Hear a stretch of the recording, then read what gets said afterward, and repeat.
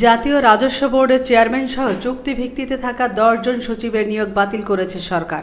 আজ বুধবার এ বিষয়ে পৃথক প্রজ্ঞাপন জারি করেছে জনপ্রশাসন মন্ত্রণালয়। নিয়োগ বাতিল হওয়া এনবিআর এর সচিব আবু হেনা রাহমাতুল মুনিম, জাতীয় সংসদ সচিবালয়ের সচিব KM আব্দুস সালাম, সড়ক পরিবহন বিভাগের সচিব ABM আমিনুল্লাহ নুরি, বাংলাদেশ বিনিয়োগ উন্নয়ন কর্তৃপক্ষের চেয়ারম্যান লোকমান হোসেন মিয়া, নির্বাহী সদস্য মোহাম্মদ খায়রুল ইসলাম, পরিকল্পনা বিভাগের সিনিয়র সচিব সত্যজিৎ কর্মকার, বেসরকারি বিমান পরিবহন ও পর্যটন মন্ত্রণালয়ের সচিব মোকাম্মেল হোসেন, কৃষি মন্ত্রণালয়ের সচিব বেগম ওয়াহিদা আক্তার, বিজ্ঞান ও প্রযুক্তি মন্ত্রণালয়ের সচিব মোহাম্মদ আলী হোসেন ও রেলপথ মন্ত্রণালয়ের সচিব মোহাম্মদ হুমায়ুন কবির।